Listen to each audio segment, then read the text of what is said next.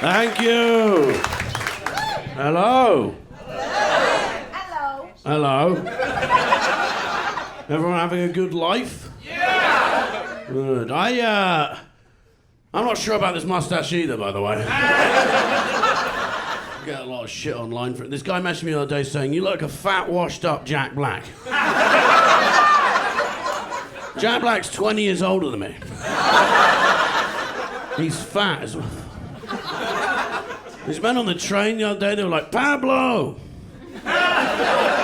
Sell us a gram. So I did. Oh. You can't body shame people anymore, which is good for me. Us fatties are beautiful now. I don't make the rules. There's one thing left that you're allowed to body shame, and that's men with small dicks. And that's still fine, apparently. Greta Thunberg had an argument on Twitter with Andrew Tate, who is under house arrest for sex trafficking in Romania. During their argument, she said to him, "You have small dick energy." She could have said, "You're under house arrest for sex trafficking in Romania." But according to Greta Thunberg, even the energy of a small dick is worse than sex trafficking. Small dicks, not recycling, sex trafficking, way down the bottom. That's the world according to Greta Thunberg. Men with small dicks, they have been through enough. They need a figurehead. A man with a tiny cock and a lot of talent. Men with small dicks need their own Lizzo. A man with a chode that can sing like fuck. Puts pictures on Instagram of him in his Speedos. We will just write Slay King underneath.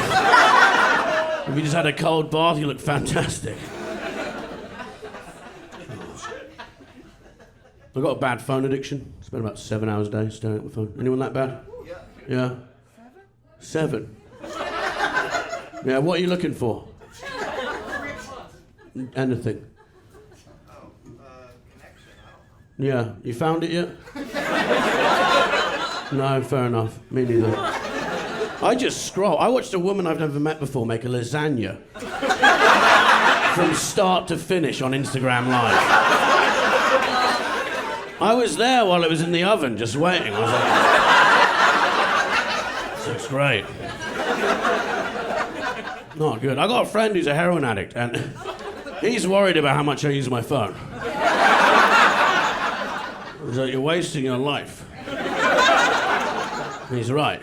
If I had 20% battery and no charger, I reckon I'd suck someone off for a charger.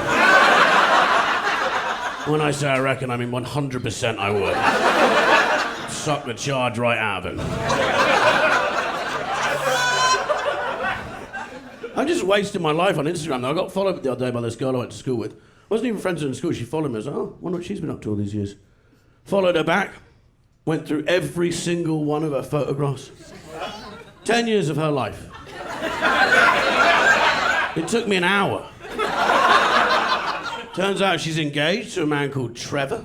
I was like, I wonder what Trevor's all about. Clicked on Trevor's profile. I did a deep dive on Trev. Don't do it, he's fucking boring. But Trevor's got a dog.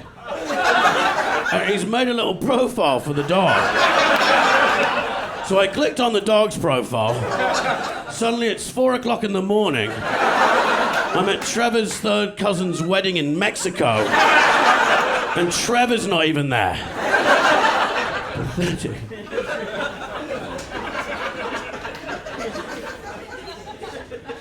I've got this friend on Facebook, I don't really like him. Could unfollow him or unfriend him. He annoys me so much, I just check on him every day. He's reading Richard Branson's book at the moment. He keeps sharing quotes from Richard Branson's book on Facebook. He shared one the other day. It was so stupid I memorised it. Quote from Richard Branson's book said, if someone offers you a job opportunity and you don't have the skills to do that job, just lie. Say yes. Then learn those skills on the job. I think we can learn anything from that quote from Richard Branson's book. It's never ever fly with Virgin Airlines. Maybe 9/11 wasn't a terrorist attack. The West have been blaming the wrong book.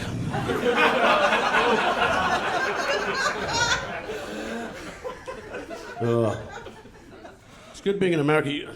Sharks scare me. I'm not getting in the sea.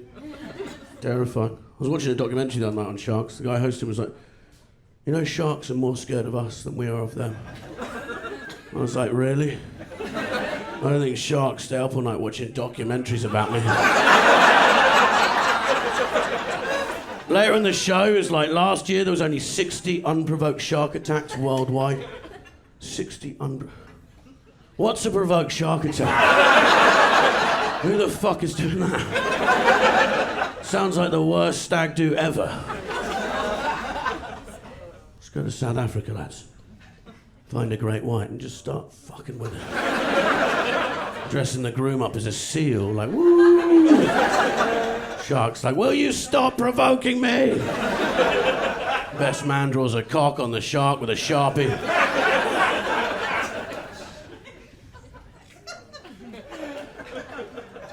I have trouble sleeping at night. I've got this app called Calm, which is meant to help you sleep. Does anyone use that? Yeah? Did you pay for yours? No.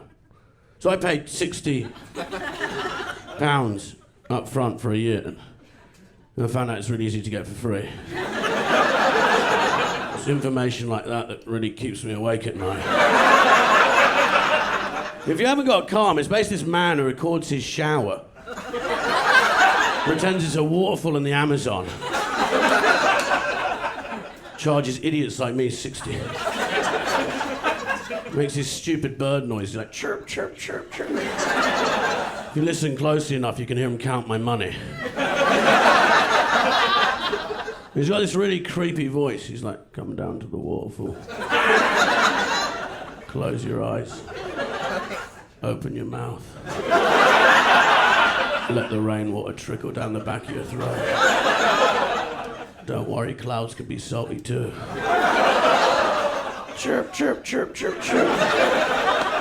Now go to sleep. Like, now I don't want to go to sleep. I'm worried if I do, I'll wake up with your fist half the way up my arsehole.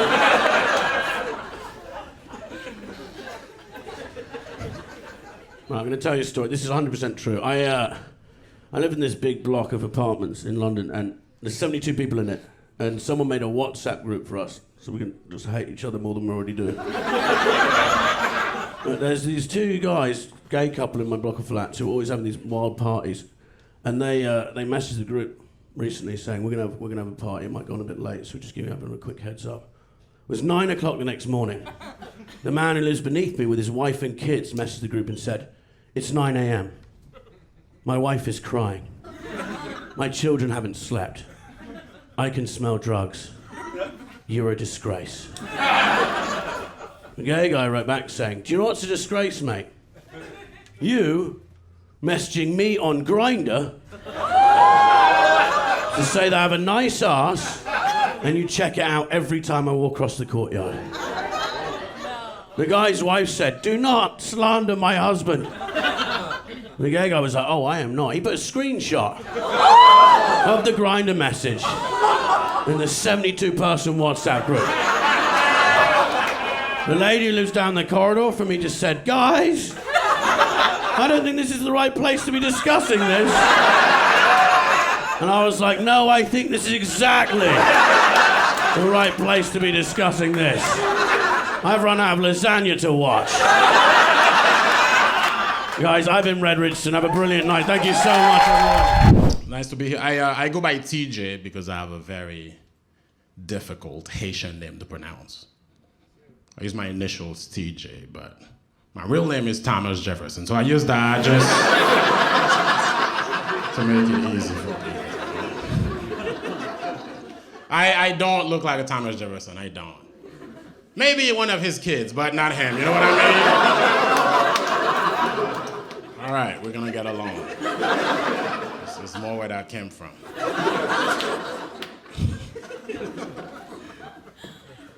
English is my third language. I speak Haitian Creole because I'm Haitian.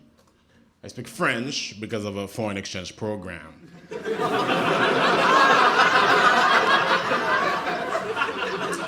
Called slavery.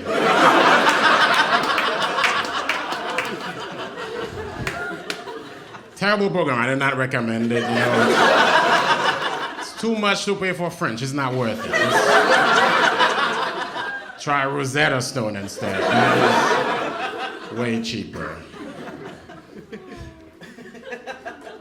I'm glad you're laughing. Sometimes people feel bad about that. It's like this. Don't feel bad. It's not a black person thing. That's just the way the world happened. You know, people take over other cultures and they make you speak their languages. It's happened to all of us. Here's what I've realized. If your language and your nationality are the same, you did not suffer too much. If your language is different from your nationality, yeah, it's not good. You got fucked at some point in your history by somebody. I'll prove it to you. The Chinese speak Chinese. The Japanese speak Japanese. Mexicans do not speak Mexican.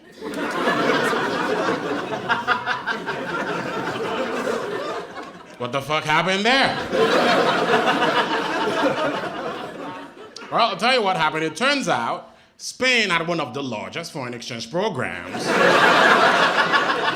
of all time. They were just giving Spanish to everybody like it was a sexually transmitted disease, you know? Everyone woke up in South America with a bad case of the Spanish, and there is no cure. And it's not just Spanish. Here we are, you know, in America speaking English. The entire world at this point speaks English because England was the Bill Cosby of colonizers. They put us all to sleep and sprinkle something in our drinks. And we all woke up like, hello, how are you? What a lovely evening.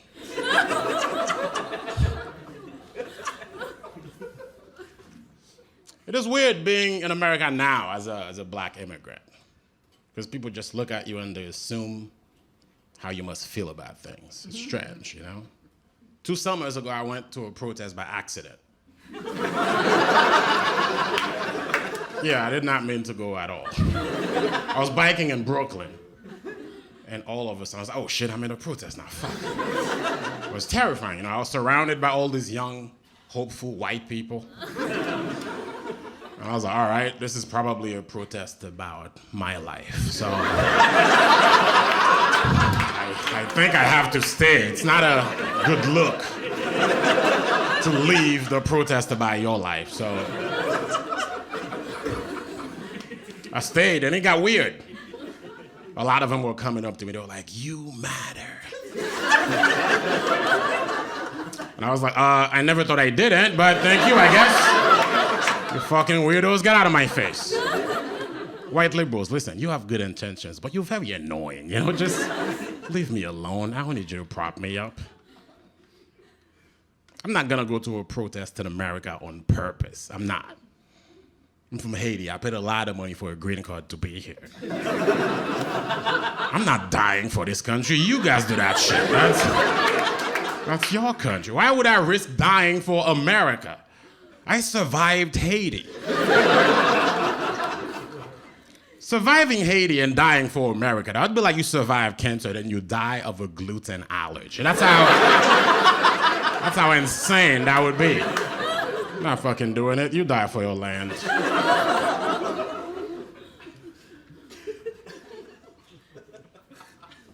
But it is fun. It feels like, you know, I came to America too late. You know, should have come in the 90s. Coming to America now, it's sort of like if you get into Kanye West right now. You're like, oh, fuck, the stock has plummeted, you know? I just wanted music, but he hates Jews now. What do I do with that? But the interesting thing about, America from the perspective of an immigrant is that it doesn't matter where you start, you can still end up in a pretty good place. And that's what's interesting for immigrants. And that's the story of my favorite person in American history. I'm going to tell you about him. This guy named George Washington Carver. If you don't know who that is, it's a black man born in the mid-18th century. He was born into slavery, treated horribly, but he's a fighter, this guy. When he became free, he educated himself and became a scientist obsessed with peanuts, which is a weird thing for a grown man to be into. What are you, a cartoon character? Jesus Christ. But he loved peanuts. He became the LeBron James of peanuts. This dude found over 300 uses for peanuts, and I'm pretty sure he created the peanut allergy to take out white children.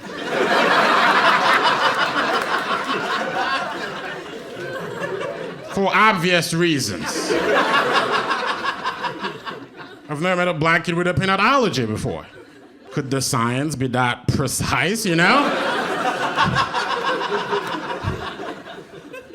the mark of a great scientist. An average scientist will look at peanuts and be like, what if you grind this up and put it on bread? That should be nice. Not George Washington Carver. This man saw peanuts and thought, this is the most subtle weapon of white destruction. This is how I'm gonna topple these people. All right, I gotta come clean to you guys. I did this joke 2 months ago, and at the end of the show, this black dude came up to me, and he was like, hey man, this is a very funny joke, but I did not want to say this out loud. I'm actually allergic to peanuts. Whoops. Turns out the science is not precise at all. There's tons of black kids out there with peanut allergies, tons of them. So if you're one of those black kids, just know you're taking one for the team, all right? Judge Carver was not targeting you. It's just collateral damage. It happens. So I read a little bit more about his life, and I found out he got castrated as a slave, which is obviously very sad. But I think that was his motivation to get into the peanut game. You know what I mean? I think that's what gave him the strength to do it. I think the day he got castrated, he said the most gangster shit of all time. I think that day he looked at his masters and went, you guys may have taken my balls, but one day your children will choke on these nuts and they walk away. Thank you very much, Dotel. Enjoy the rest of the show. Hello. Hello, you're the nicest. Okay, you win. I am from Ireland. I've been living in your country for nearly 9 years, and I have to say, Americans can be quite xenophobic. And the ones who are the most xenophobic also claim to be the most patriotic, and I'm like, nobody loves America more than an immigrant. We are the true patriots. I gave up affordable healthcare to live in this pyramid scheme of a country, and I'm still here. Also, America has gotten a bit worse since I've moved here. So every time I go home, I have to defend my decision to stay in this country, like I'm in an internationally domestic abusive relationship. I'm like, you don't know him like I know him. I'll never leave. I actually thought the fact that I speak English would at least be the easiest thing about emigrating to this country, but it's been a bit insulting because I found out my English is so bad that it convinces Americans when they meet me that Ireland does not speak English as a first language. Do you know how many times I've been told, oh my God, your English is so good? And I've had to respond by saying, thank you, it is my only language.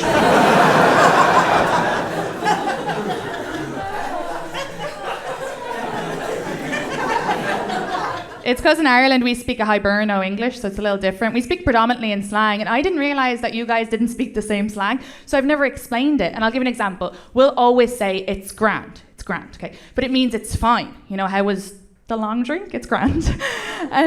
How was the show tonight? It was grand. You know, how was your meal? It was grand. But I didn't realize Americans thought that I was saying amazing because of grand, like grandiose. So my boyfriend is American, and the first time we slept together, he tried to speak my language. And I was like, how was that for you? And he was like, it was grand. I was like, rude. People will do my accent to my face every single day as well.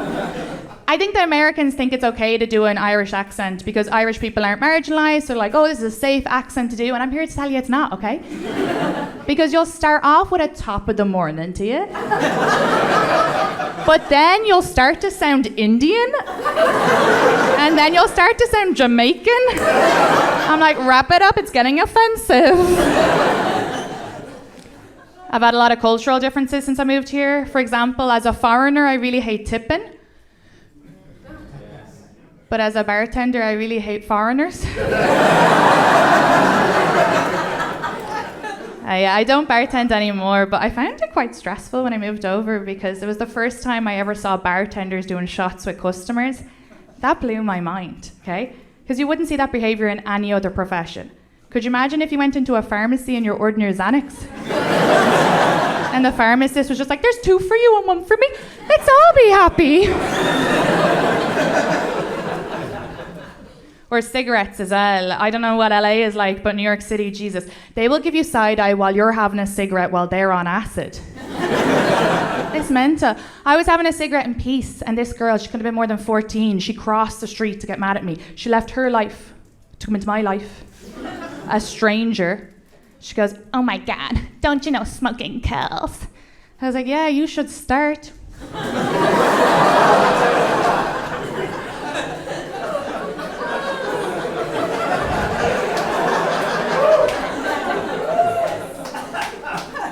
Another big difference for me was the C word. I didn't realize that is really offensive here.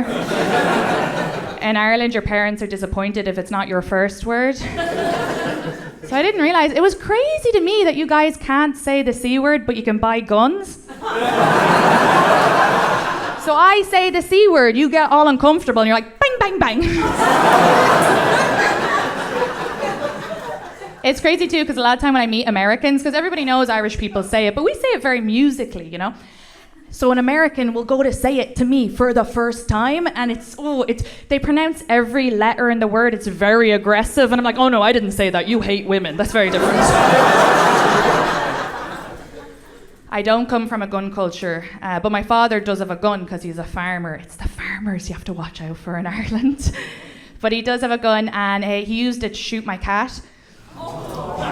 I know.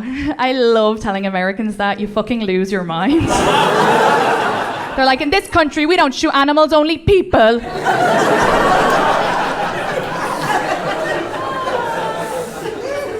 It's true, he shot my cat. My cat was sick, though. He was doing him a favour by shooting him. But I came home from school, and he was like, Katie, I had to shoot the cat. And I was like, I don't think that was your first option. He goes, what do you expect me to do? And I go, bring it to a vet. He goes, I'm not paying anyone to do something I could do myself. So then a few months later, when my appendix blew up, I was like, don't you come near me. My dad heard me talk about this on stage when he came to visit, and he was like, if you insist on telling the American people that I shot your cat, you have to tell them before I did it, I gave him a tin of tuna. I was like, how Irish Catholic are you that you're like, here's your last meal? I love my dad, he's a sweetheart. Yes, he shot my cat, but he doesn't have a violent bone in his body. Actually, growing up, my mother was really violent with my father.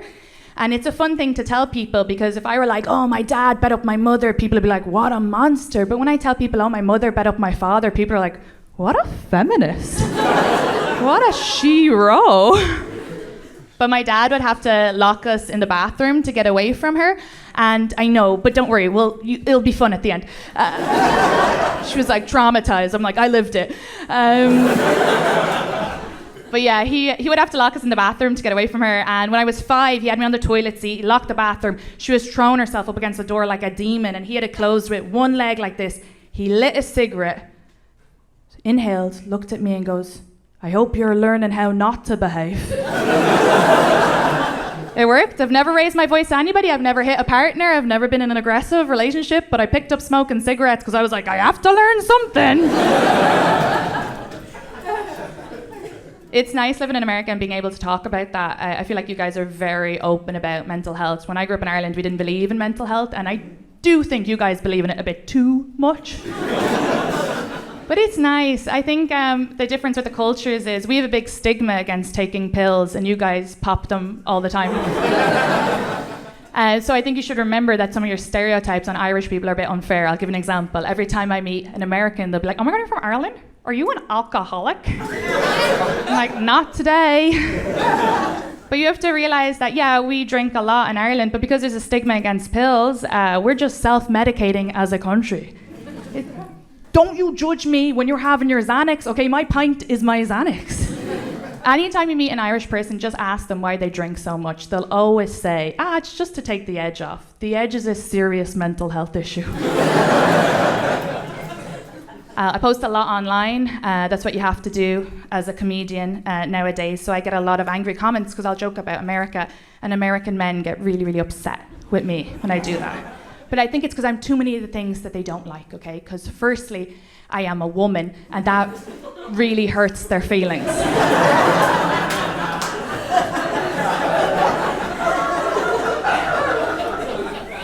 Then secondly, a lot of these men who are commenting angry comments, I know they're like southern white guys because their profile picture is a gun.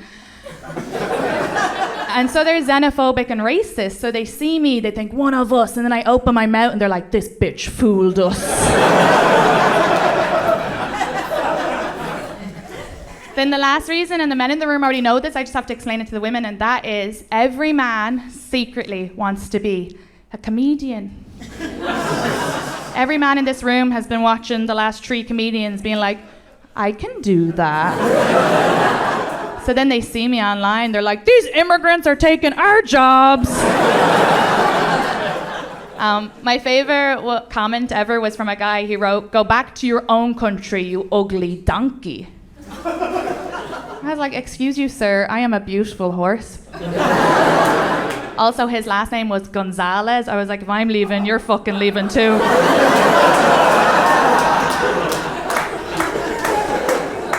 I have to leave, but you guys are amazing. I really appreciate it. Thank you so much. I just moved to your country. Thank you for having me. There's that warm American welcome to the foreigner. We love that. Look at that. I do feel like I came at the end.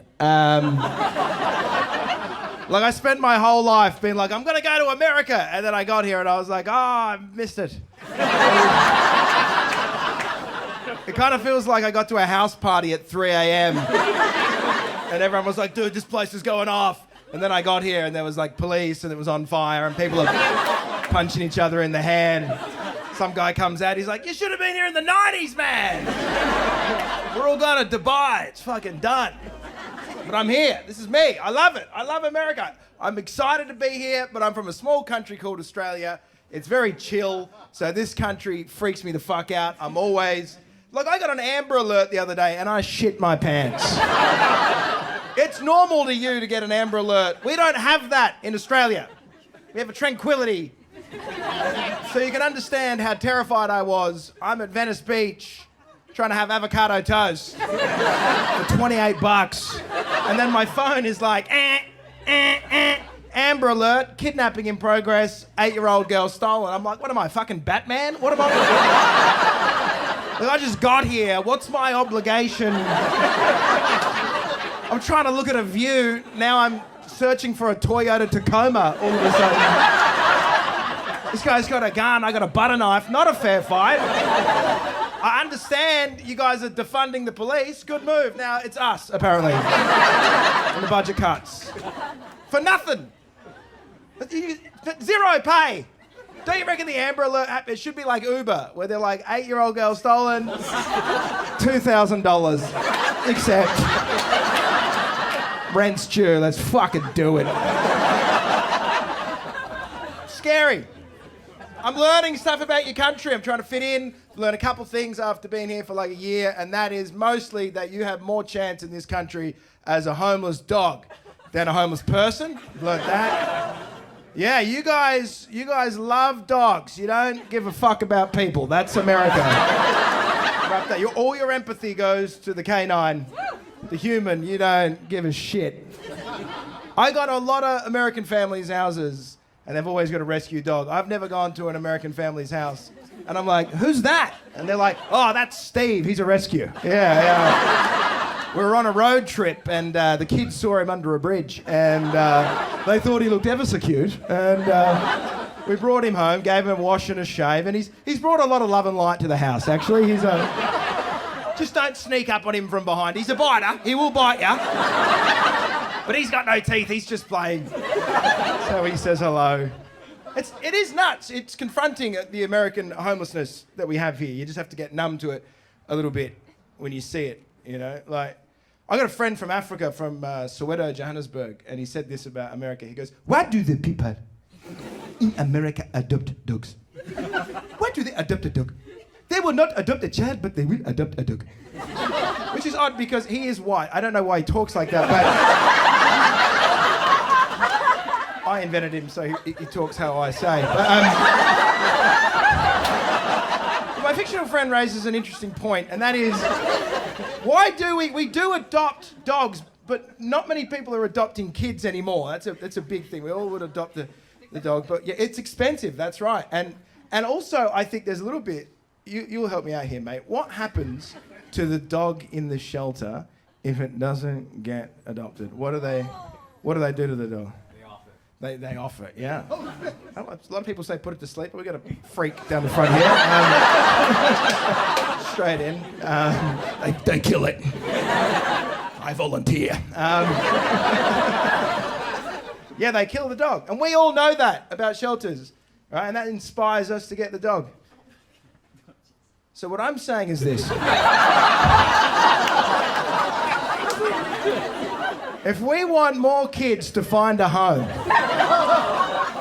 we got to up the stakes a little bit. Because right now, all of us think, oh, they're fine at the orphanage. Not anymore. I want a TV commercial every night where a nun brings a little boy on a screen and a countdown clock starts. She's like, this is Timmy. He likes football and Jenga. Then she puts a Glock to his head. She's like, 4 hours and 16 minutes! You thought you were watching Fallon tonight, but you just adopted a kid.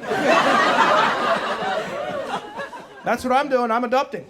Yeah, I want to be a family man, but I found out a couple months ago that I'm infertile at 32. Which, that's grim, isn't it? 32. I took a test. This is what the test was. I came on my girlfriend's face. This is true. And the cum hit her in the eye, because that's where I was aiming. Come on, bro. And when the jizz hit her in the eye, my girlfriend shocked me by going, oh my God, babe, I think you're infertile. I was like, what? She goes, I think you're infertile because your cum doesn't sting. And if your cum doesn't sting, that means the sperm is dead because the stinging is from the burrowing into the eye. And I was like, how much research have you put into this? All I could think was, how many gallons of semen have washed across this whore's retina that she can blink and determine fertility? That's a lot. You look really displeased with what I'm saying. You think I'm a real I didn't, by the way, just so you feel, I didn't like squirt it in there like... I came in my hand and mushed it in because it was science and I needed to nut, so...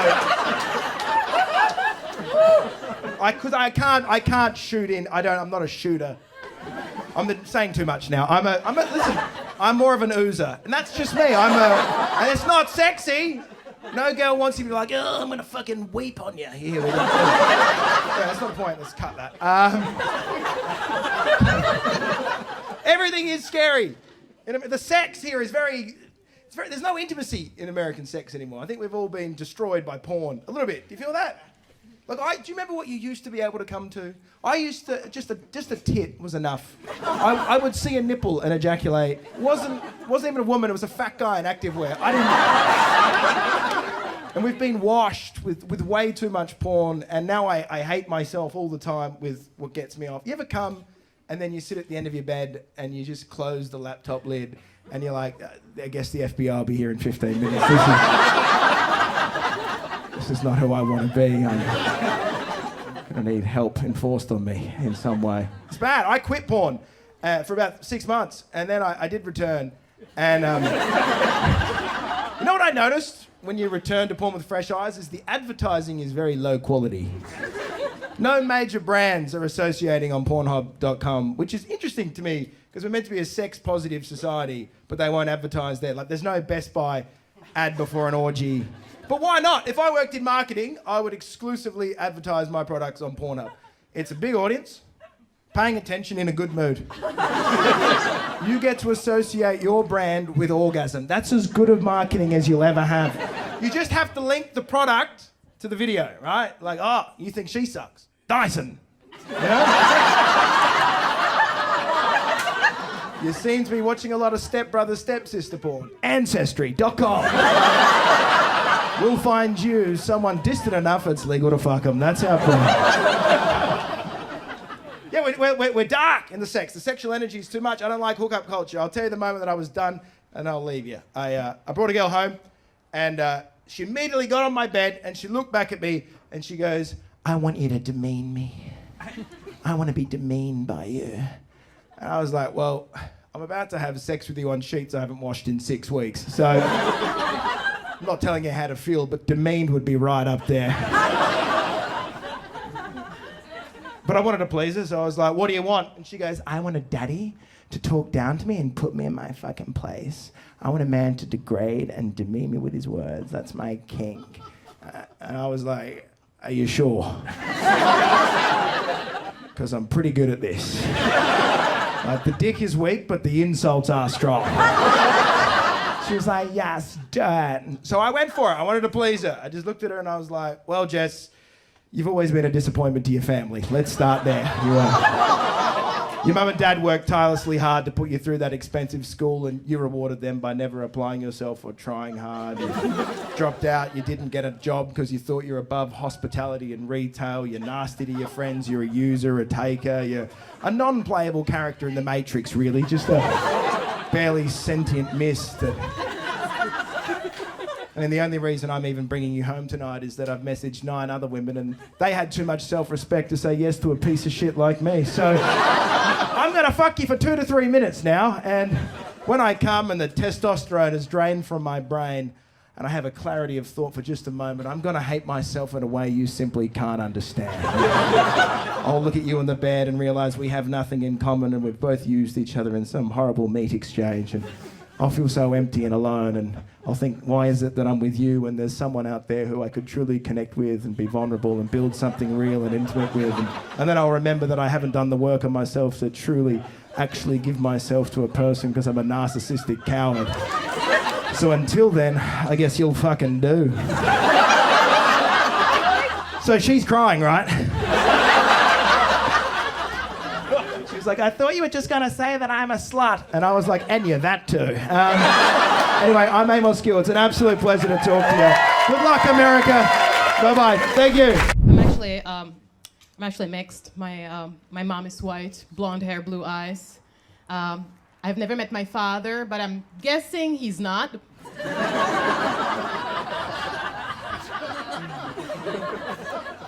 I'm an immigrant. Can you guys clap for me? Thank you. I came to this country when I was basically a teenager, all alone. So I need applause because every time it happens, I'm like, worth it. Like, of course, I miss my family and friends, but they cannot give me what you guys give me. Unconditional love. I came here from plot twist. The Czech Republic, yeah. Eastern Europe, yeah. Very beautiful, very racist country. If you've never been to Europe, just imagine Idaho with castles. Yeah, I've been doing this joke for a while, so sometimes I do meet people from Idaho. They come to the shows and they're like, solid joke, but maybe next time don't say Idaho. Next time you could say like Mississippi, Arkansas, or Alabama. All these states are way more racist than Idaho. And I'm like, oh, I know. That's why I say Idaho. Like, Czech Republic is bad, but it's not that bad. I'm trying to be accurate. So for a lot of Americans, I'm like the first Czech person they've ever met, and that's very confusing. I get it. They're like, wait, what? Are Czech people black? What's going on? And I'm like, no. Most Czech people, they don't look like me. Like, I'm doing for the Czech Republic what Tiger Woods is doing for golf.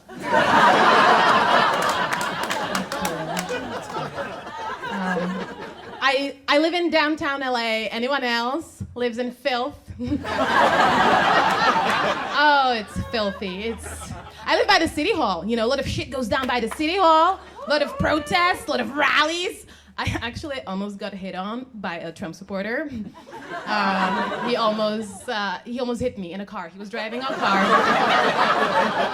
And it got very nasty. We started yelling at each other, both of us, really nasty. And then it escalated when he goes, "Go back to your own country, you freaking cunt tourist!" And I go, "Oh, what? How dare you calling me a tourist?" Like, I've been living in America for 12 years. Too illegally. Like, I'm not here to look at the Hollywood sign. Like, I'm here to take your job.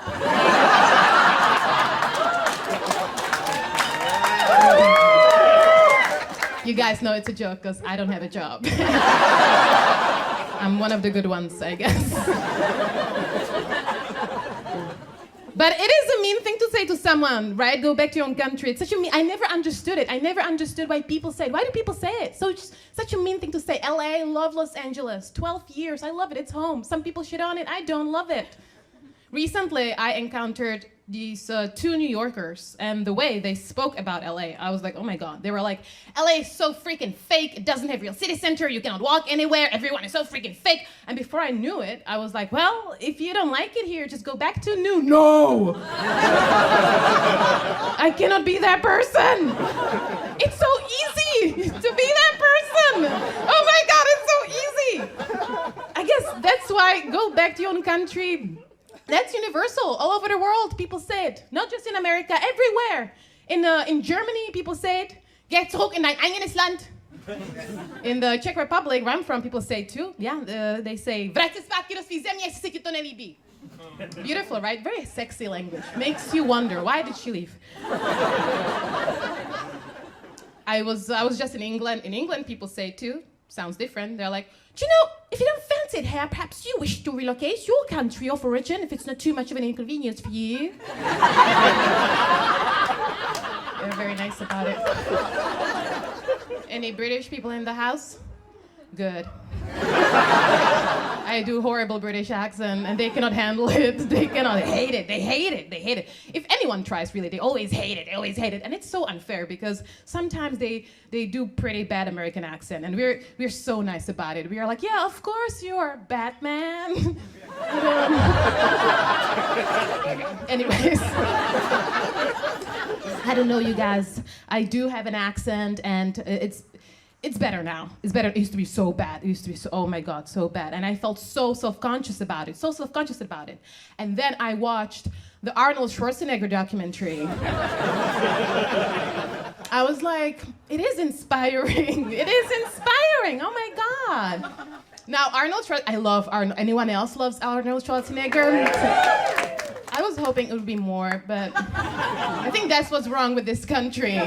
Growing up, you know, I always loved him. But I grew up in the Czech Republic, so again, plot twist, I didn't know he had that crazy accent because English is my second language and dubbing, you know, so I didn't know. So imagine the surprise when I came to America and I found out that you all make fun of him. Constantly. Like every time he opens his mouth, you just can't help it. You're like, yeah, get in the chopper. Now you get in the chopper. You both get in the chopper. Yeah, I'll be back. Like you've been bullying this man for 40 years. For 40 years, you've been bullying this guy. Like, I'm not even mad at him for having that baby with that Mexican cleaning lady. No, I know why he did it. From experience, I know why. She was the only person who didn't make fun of his accent. Yeah. A lot of people are like, how could he? He was married to Kennedy. How could he do this to Kennedy? And I'm like, well, that Mexican lady said something that Kennedy would never. She said, Señor, your acento es perfecto. Hell of a foreplay, if you ask me. Just like Arnold Schwarzenegger, I had very strict parents growing up, you know. My mom was a very strict Eastern European woman. Like the way she taught me how to swim, she threw me into water. The way she taught me to never play with fire, she held my hand in the fire. The way she taught me about racism, she raised me in the Czech Republic. But she is getting a little soft now. She's getting older. You know, she started doing weird things, like she started hugging me. The other day, she said she loved me. I'm like, that's new. I wish she did that earlier. Maybe I wouldn't have to do this for a living. But the weirdest thing she started to do, she likes to hold my hand in public now. She goes for my hand, for real. She goes, I'm like, Mom, stop it, you're white, go away. People don't know you're my mother, go away. People don't know you're my mother. They think we are some weird Los Angeles lesbian couple. Guys, obviously, I don't mind if people think that I'm lesbian, but I don't want people to think that I date older white women. Like, if I was dating women, I wouldn't be dating someone who is just like my mom. Like, who am I? A man?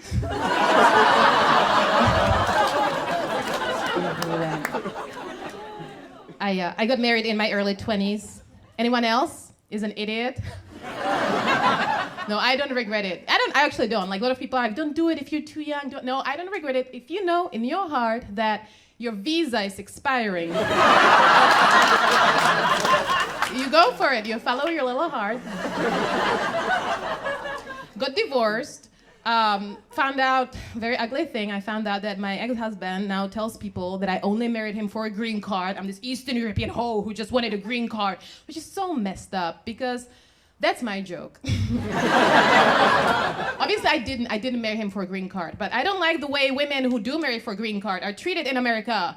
They're treated like gold diggers, which is so unfair. Because from what I hear, like gold diggers, they get like trips to exotic places and handbags and shoes and cars and free rent. You know what a green card is, right? It's a permission to work. It doesn't come with a house or a car, so I think we need to stop slut-shaming women who suck a dick so they can do jury duty. Because nobody loves this country more than a woman who sucked a dick to be here. And if you are sucking and fucking that ugly old dick just so you can have bad health insurance and a minimum wage job, you're not a gold digger. You're a patriot. Guys, thank you so